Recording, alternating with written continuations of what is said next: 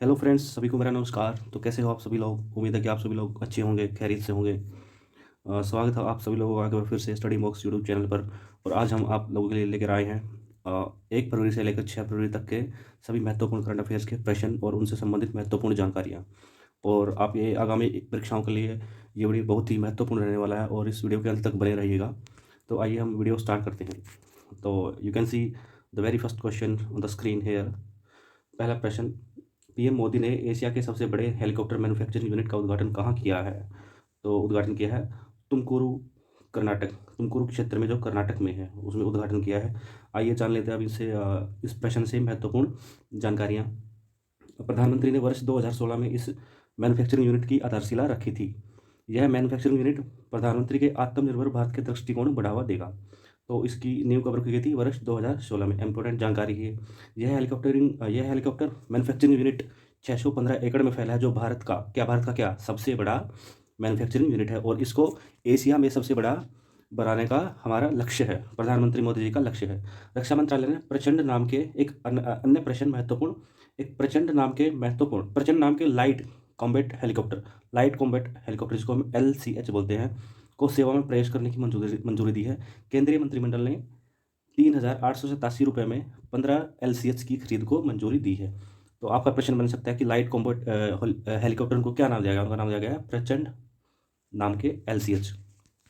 Next question, हाल ही में किसने यात्रियों के लिए व्हाट्सएप फूड डिलीवरी की सुविधा शुरू की है? वो है इंडियन रेलवे ने इस सुविधा को शुरू किया है यात्रियों के लिए। नेक्स्ट क्वेश्चन नंबर 3, भारत के किस म्यूजिक कंपोजर ने प्रतिष्ठित ग्रैमी अवार्ड्स 2023 जीता है? रिकी केज।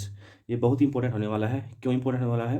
क्योंकि रिकी केज ने ये जो है इनाम तीसरी बार जीता है, ग्रैमी अवार्ड्स। तो आइए जान लेते हैं इस प्रश्न से महत्वपूर्ण जानकारियाँ। ये रहा, भारत के रिकी केज ने रॉक लीजेंड स्टीवर्ट कोपलैंड के साथ अपने किसके साथ स्टीवर्ट कोपलैंड के साथ अपने सबसे हालिया एल्बम, कौन से एल्बम के लिए? डिवाइन टाइड्स के लिए, यानी कि एल्बम डिवाइन टाइड्स। और किसके साथ? कोपलैंड के साथ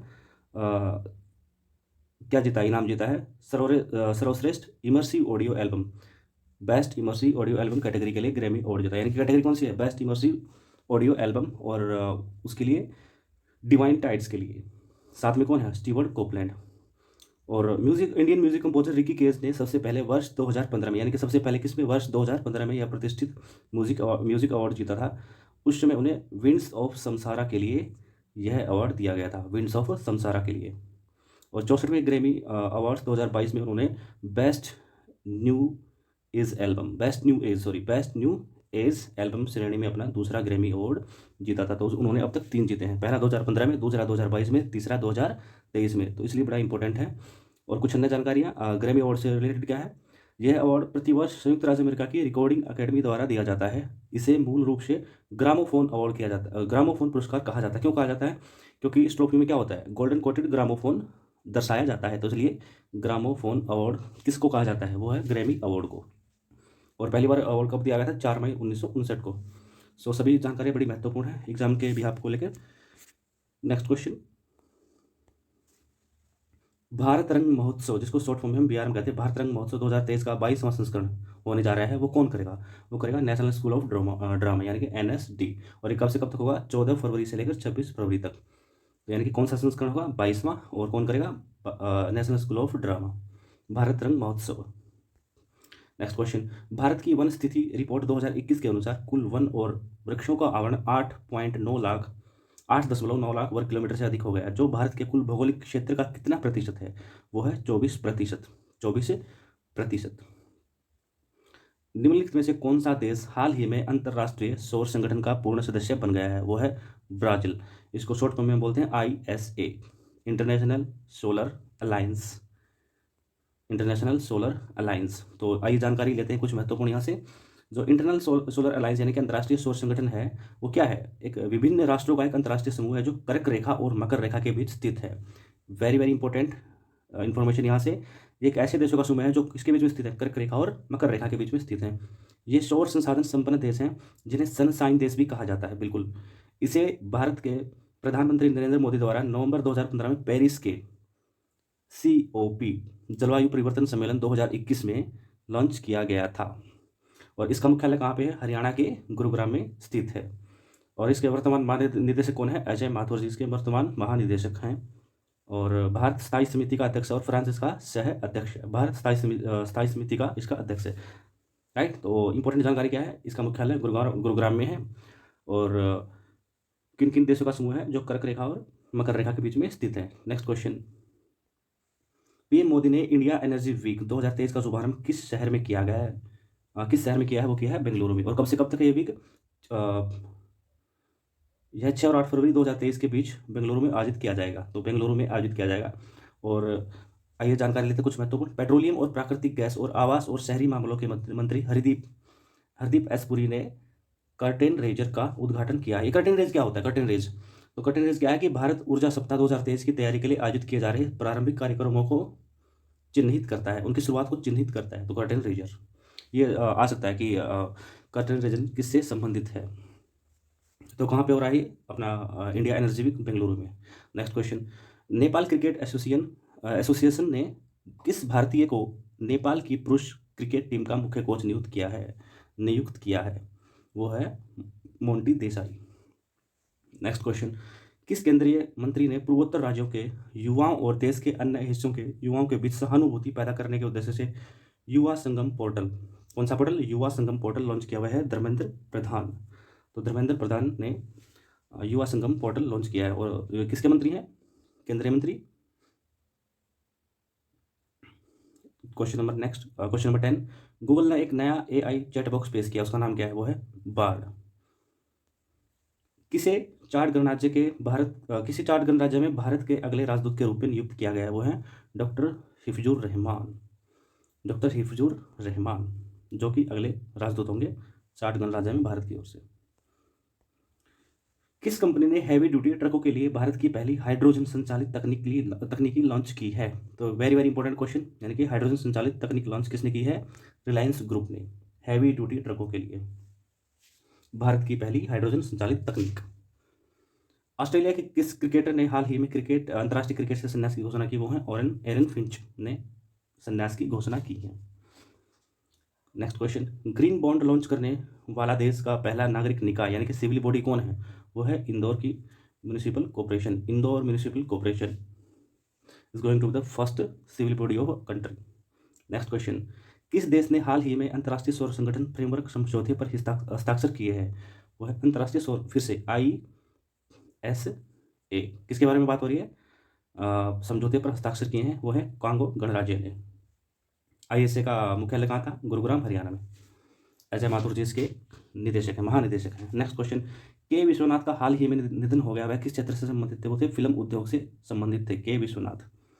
किस भारतीय रेसलर ने जोग्रेब ओपन चैंपियनशिप में कांस्य पदक जीता? वो है अमन सहरावत ने जोग्रेब ओपन चैंपियनशिप में कांस्य पदक जीता है, ब्रॉन्ज मेडल। नेक्स्ट क्वेश्चन, मध्य अफ्रीका में कौन सा देश इक्वेटोरियल गिनी की पहली महिला PM के रूप में किसे नियुक्त किया गया? वो है मैनुएला रोका बोटी, मध्य अफ्रीकी देश। क्वेश्चन ये बन सकता है कि इक्वेटोरियल गिनी देश अफ्रीका किस भाग में स्थित है? मध्य अफ्रीका से संबंधित देश है। नेक्स्ट क्वेश्चन, भारत की अध्यक्षता में G20 की पहली सस्टेनेबल फाइनेंस वर्किंग ग्रुप की बैठक कहाँ आयोजित की जा रही है? वो है गुवाहाटी में, असम के गुवाहाटी में भारत की G20 की पहली सस्टेनेबल वर्किंग ग्रुप की बैठक। नेक्स्ट क्वेश्चन, इंटरनेशनल क्रिकेट में तीनों फॉर्मेट में शतक जड़ने वाले सबसे युवा क्रिकेटर कौन बने हैं? वो हमारे शुभमन गिल हाल ही में। नेक्स्ट क्वेश्चन, किस भारतीय अमेरिकी को US इमिग्रेशन का रैंकिंग सदस्य नामित किया गया? वो प्रमिला जयपाल। नेक्स्ट क्वेश्चन, ये फिर से रिपीट हो गया, प्रमिला जयपाल को भारतीय अमेरिकी जिसको US इमिग्रेशन का रैंकिंग सदस्य नामित किया गया। जान लेते हैं इनके बारे में क्या है। प्रमिला जयपाल भारतीय मूल की अमेरिकी राजनीतिज्ञ है जो 2017 से वाशिंगटन के 7वें कांग्रेचुनल डिस्ट्रिक्ट से अमेरिकी प्रतिनिधि कर रही है। तो प्रमिला जयपाल के बारे में ये था। नेक्स्ट क्वेश्चन, हाल ही में जारी हुए आर्थिक सर्वेक्षण 2022-23 के अनुसार भारतीय रिजर्व बैंक का डिजिटल भुगतान सूचकांक यानी कि DPI डिजिटल पेमेंट इंडेक्स सितंबर 2022 में मार्च के 349.30 के स्तर से बढ़कर हो गया कितना? वो हो गया 377.46। जान लेते हैं डिजिटल पेमेंट इंडेक्स के बारे में, डीपीआई के बारे में। डीपीआई है क्या आखिर? तो डीपीआई क्या है? रिजर्व बैंक ने देश भर में भुगतान के डिजिटलीकरण की लिमिट की जानकारी रखने के लिए आधार के रूप में मार्च 2018 के साथ डिजिटल भुगतान सूचकांक यानी कि आरबीआई डीपीआई की घोषणा की थी। यानी कब की थी? मार्च 2018 में। तो आरबीआई डीपीआई सूचकांक डिजिटल भुगतान में हो रही वृद्धि और उसके परफॉर्मेंस को दर्शाता है। To show the growth and performance of digitalization is the main task of DPI. Next question, भारत के पूर्व कानून मंत्री व वरिष्ठ अधिवक्ता कौन थे जिनका हाल ही में निधन हो गया? वो है शांति भूषण। तो क्वेश्चन ये बन सकता है कि शांति भूषण किस क्षेत्र से संबंधित थे? राजनीति से। और उनके बारे में जानकारी यह है कि वो मोरारजी देसाई की सरकार में 1977 में देसाई की सरकार में 1977 में थे और वे सरकार के पतन तक विधि न्याय एवं कंपनी कार्य मंत्री रहे। तो किसकी सरकार में रहे थे? मोरारजी देसाई की सरकार में 1977 तक। नेक्स्ट क्वेश्चन, किसे हाल ही में ब्रिटेन ने इंडिया यूके अचीवर्स ऑनर्स द्वारा लाइफ टाइम अचीवमेंट अवार्ड से सम्मानित किया है? वो हमारे पूर्व प्रधानमंत्री मनमोहन सिंह। कौन सा award? Britain India UK achievers honours द्वारा lifetime achievement award.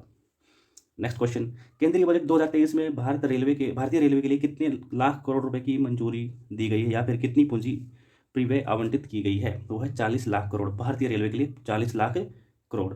Next, MSME, comment करके बताएं इसकी फुल फॉर्म क्या होगी? एमएसएमई, हिंट आपके लिए, ये उद्योग से संबंधित है। एमएसएमई के लिए ऋण गारंटी योजना को स्वीकृत करने के लिए बजट में कितने करोड़ रुपए का प्रावधान किया गया? वो है 9,000 करोड़ रुपए। किसके लिए? एमएसएमई के लिए। भारतीय तटरक्षक दिवस प्रतिवर्ष मनाया जाता है कब? 1 फरवरी को मनाया जाता है, यानी कि भारतीय तटरक्षक दिवस। इंडियन कोस्ट गार्ड के बारे में जानकारी, इसके महानिदेशक कौन है? वीरेंद्र सिंह पठानिया। और भारतीय तटरक्षक की स्थापना शांति काल में भारतीय समुद्र की सुरक्षा के उद्देश्य से आईसीजी इंडियन कोस्ट गार्ड को औपचारिक रूप से 1 फरवरी 1977 को भारत की संसद के तटरक्षक अधिनियम 1978 द्वारा स्थापित किया गया था। और ये किसके अंडर काम करती है? होम मिनिस्ट्री के। सो आईसीजी किसके अंडर है? आईसीजी है होम मिनिस्ट्री के अंडर, एचएम। नेक्स्ट क्वेश्चन, 2023-24 के बजट में भारत के रक्षा क्षेत्र के लिए कितने रुपए आवंटित किए गए हैं? वो है 94 लाख करोड़ रुपए। रक्षा बजट, डिफेंस बजट कितना? 94 लाख करोड़। G20 के तहत पहली यूथ यानी कि Y20 young youth 20 Inception meeting 2023 शुरू हुई। कहाँ हुई? वो है गुवाहाटी में। जैसे वो G20 वाला सम्मेलन था, वो भी गुवाहाटी में, अब ये भी Y20 की बैठक गुवाहाटी में शुरुआत की गई। और Y20 की शुरुआत कब हुई थी? 2012 में। तो Y20 की शुरुआत कब हुई थी? 2012 में, वर्ष 2012 में शुरू हुई थी। और यह G20 शिखर सम्मेलन का युवा संस्करण है और G20 के साथ जुड़ने के लिए युवाओं के लिए एकमात्र आधिकारिक रूप से मान्यता प्राप्त मंच है। युवा संस्करण G20 का, यानी कि Y20। नेक्स्ट क्वेश्चन, केंद्र सरकार ने पीएम कुसुम योजना की अवधि बढ़ा दी है कब से कब तक? 2026 तक। 2026 तक, 2023 तक इसका लक्ष्य रखा गया था, लेकिन केंद्र सरकार ने पीएम कुसुम योजना की अवधि मार्च 2026 तक बढ़ा दी है। नवीन और नवीकरणीय ऊर्जा मंत्री आर के सिंह, यानी कि इस योजना से संबंधित जो मंत्रालय वो क्या है? नवीन और नवीकरणीय ऊर्जा मंत्रालय। उसके मंत्री कौन है? आर के सिंह। जान लेते हैं कुसुम योजना के बारे में कुछ। पीएम कुसुम योजना के जरिए सोलर पंप सिस्टम से बिजली का उत्पादन कर सकते हैं। अगर आप अपने उपयोग के अतिरिक्त बिजली का उत्पादन करते हैं, यानी कि एक्स्ट्रा सरप्लस में प्रोडक्शन हो रहा है बिजली का, तो इससे बिजली वितरण निगम को बेचकर कमाई कर सकते हैं। कुसुम योजना के तहत ये बातें हो रही हैं। और क्या कर सकते हैं? अगर आपके पास बेकार खाली ज़मीन है तो आप इसे सरकार को लीज पर देकर कमाई कर सकते हैं। आपके ज़मीन पर सोलर सिस्टम लगाने पर सरकार किराया देगी, बिल्कुल लीज पर देकर। पीएम कुसुम योजना में किसानों को खेत में सोलर पंप लगाने के लिए 60% तक सब्सिडी दी जाती है। इसमें 30% सेंटर से रहेगा और 30% स्टेट गवर्नमेंट से रहेगा। और वहीं 30% यानी कि 30% बैंक द्वारा लोन लिया जा सकता है। बाकी बचा 10% पैसा किसानों को देना होता है। तो ये जानकारी थी कुसुम योजना के तहत, वेरी वेरी इंपॉर्टेंट। तो क्वेश्चन ये बने कि कुसुम योजना से संबंधित कौन सा वाक्य सही है या कौन सा वाक्य असत्य है, ये तो we have to go into the depth of the Kusum Yojana जो भी है। नेक्स्ट क्वेश्चन, ऑल इलेक्ट्रिक विमान X-57 ऑल इलेक्ट्रिक विमान 57 किस एजेंसी से संबंधित है? वो हमारी अमेरिका की नासा एजेंसी, अमेरिकी अंतरिक्ष नासा एजेंसी से संबंधित है। और इसमें क्या खास है, इसमें रिचार्ज हो सकने वाले लिथियम आयन बैटरी का इस्तेमाल, so this is related to science. तो कौन सी बैटरी? लिथियम आयन बैटरी का इस्तेमाल किया गया है। नासा का मुख्यालय कहाँ है? वो भी पता है, यानी कि वाशिंगटन डीसी में, संयुक्त राज्य अमेरिका में है। नासा की स्थापना कब हुई थी? 29 जुलाई 1958 में, संयुक्त राज्य अमेरिका में। नासा के संस्थापक हाल फिलहाल कौन है? वो हैं Dwight D Eisenhower. Dwight D Eisenhower ये नासा के संस्थापक हैं, जिन्होंने 1958 में इसकी स्थापना की थी। नेक्स्ट क्वेश्चन, दिल्ली के उप मुख्यमंत्री मनीष सिसोदिया ने दिल्ली बाल अधिकार संरक्षण आयोग DCPCR यानी दिल्ली बाल आयोग द्वारा तैयार किया गया एक व्हाट्सएप चैट बोट लॉन्च किया है। उसका नाम क्या है? वो है बाल मित्र। तो ये भी प्रश्न बन सकता है, बाल मित्र चैटबॉट किस सरकार से संबंधित है? वो दिल्ली सरकार से संबंधित है, बाल मित्र। जान लेते हैं इससे कुछ महत्वपूर्ण जानकारी चैटबॉट के बारे में। चैटबॉट की कुछ विशेषताओं में क्या है, महत्वपूर्ण क्या है? शिकायत पंजीकरण, आप यहाँ पे अपनी कंप्लेंट फाइल या रजिस्टर कर सकते हैं, सूचना सर्च कर सकते हो, कुछ सर्फिंग कर सकते हो, शिकायत की स्थिति पर नज़र रख सकते हो, कहाँ तक मेरा काम हुआ, या दाखिले की जानकारी मांगना आदि शामिल है, इसमें ये शामिल है। इससे पहले आयोग ने एक चीज़ और शुरू की थी, वो क्या था? Early warning system, EWS early warning system की शुरुआत की थी, जिसने शिक्षा विभाग को 50,000 से अधिक छात्रों को स्कूलों में वापस लाने और ड्रॉप आउट जो रेट थी स्कूलों में उसको कम करने में मदद की। तो आपका क्वेश्चन ये बन सकता है कि दिल्ली सरकार द्वारा जारी किया गया एक सिस्टम अर्ली वार्निंग सिस्टम किस क्षेत्र से संबंधित है? वो किससे संबंधित है? शिक्षा क्षेत्र से संबंधित है, जो बच्चों को स्कूल में वापस लाने और उनकी ड्रॉप आउट रेट को कम करने में मदद कर रहा था, मदद करी जिसने। नेक्स्ट क्वेश्चन, अच्छा एक झील है यायात्सो झील, आपका क्वेश्चन ये बनेगा कि यायात्सो झील कहाँ पर है? पहला क्वेश्चन है कि वो है लद्दाख में। तो ये क्यों फेमस हुई? ये फेमस हुई इसको जैव विविधता अधिनियम के तहत, जैव विविधता अधिनियम 2002 के तहत इसको क्या किया गया? पहला जैव विविधता विरासत स्थल घोषित किया गया, जो कि लद्दाख का है। यानी कि यायात्सो झील को जैव विविधता अधिनियम के तहत लद्दाख का पहला जैव विविधता विरासत स्थल घोषित किया गया, इसलिए चर्चा में बना हुआ था। और कैसे हुआ? यानी कि वहाँ गांव है चुमाथांग गांव, कौन सा गांव? चुमाथांग गांव की पंचायत जैव विविधता प्रबंधन समिति ने, उस गांव की प्रबंधन समिति ने सिक्योर हिमालय प्रोजेक्ट यानी कि सिक्योर हिमालय जो परियोजना थी उसके साथ मिलकर ये कार्यान्वयन किया, यानी कि इसको विरासत स्थल घोषित करवाया। किसके साथ मिलकर? सिक्योर हिमालय प्रोजेक्ट योजना के साथ। और ये झील कहाँ पर स्थित है? लद्दाख में। कितने मीटर की ऊंचाई पर? समुद्र तल से 4,820 मीटर की ऊंचाई पर स्थित है। अच्छा जान लेते हैं सिक्योर हिमालय परियोजना क्या है। सिक्योर हिमालय परियोजना भारत सरकार के पर्यावरण, वन और जलवायु परिवर्तन मंत्रालय की योजना है, जिसे संयुक्त राष्ट्र विकास कार्यक्रम UNDP United Nation development program के सहयोग से वर्ष 2017 में प्रारंभ कब किया गया था? 2017 में प्रारंभ किया गया था। किसको? UNDP के तहत सिक्योर हिमालय प्रोजेक्ट को शुरू किया गया था। यह एक 6 वर्षीय परियोजना है और वर्ष 2023 तक कार्यरत रहेगी। 2023 तक 6 वर्षीय परियोजना है और इसके अंतर्गत 4 स्टेट यानी कि 4 राज्य आते हैं, यानी कि जम्मू कश्मीर जो कि अब केंद्र शासित प्रदेश है, हिमाचल प्रदेश, उत्तराखंड और सिक्किम, यानी कि नॉर्थ ईस्ट का एक स्टेट, बाकी नॉर्दर्न स्टेट जम्मू कश्मीर, हिमाचल प्रदेश और सिक्किम एंड उत्तराखंड।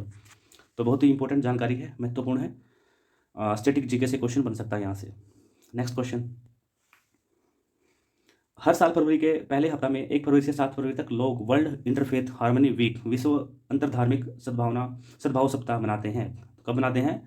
हर फरवरी के पहले सप्ताह में, यानी कि 1 फरवरी से 7 फरवरी तक। कौन सा डे मनाते हैं? कौन सा वीक मनाते हैं? वर्ल्ड इंटरफेथ हार्मनी वीक, अंतर्धार्मिक सद्भाव सप्ताह मनाते हैं। और इसकी शुरुआत कैसे हुई थी? 2010 में जॉर्डन के HM किंग अब्दुल्ला द्वितीय, जॉर्डन के HM किंग अब्दुल्ला द्वितीय और HRH प्रिंस गाजी बिन मोहम्मद ने वर्ल्ड इंटरफेथ हार्मनी की वीक की शुरुआत की थी। तो जॉर्डन किंग और गाजी किंग से संबंधित वाकया था world interfaith harmony week. Next question, Uttar Pradesh सरकार ने वंचित वर्ग की लड़कियों को सशक्त बनाने के लिए एक अभियान की शुरुआत की है। वो कौन सा अभियान है? वो है समग्र शिक्षा अभियान। समग्र शिक्षा अभियान यूपी से रिलेटेड है।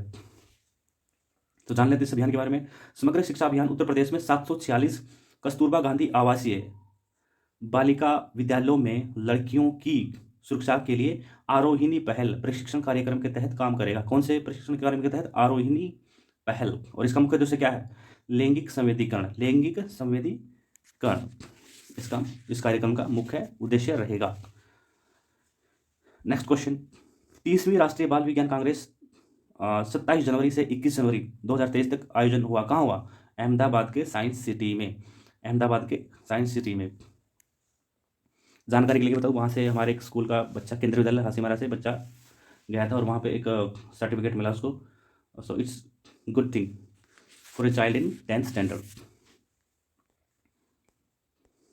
Next question, Delhi state council of educational research and training यानी कि SCRT ने त्यागराज स्टेडियम में दिल्ली सरकार के स्कूलों के लिए शिक्षकों के लिए 5 दिवसीय एक उसका आयोजन किया, शिविर का आयोजन किया।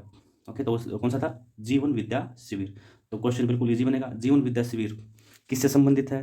शिक्षकों से संबंधित या शिक्षा क्षेत्र से संबंधित है। किस सरकार द्वारा किया गया? Delhi state counselling of educational research and training यानी कि दिल्ली सरकार से संबंधित शिविर है जीवन विद्या शिविर अध्यापकों के लिए।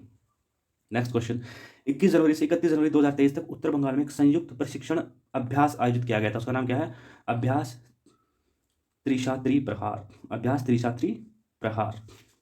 नेक्स्ट क्वेश्चन, ऐतिहासिक बंदरगाह शहर ओडेसा, कौन सा शहर? ओडेसा किस देश से संबंधित है जिसको संयुक्त राष्ट्र के शैक्षिक, वैज्ञानिक एवं सांस्कृतिक संगठन यानी कि यूनेस्को की विश्व विरासत सूची में शामिल किया गया?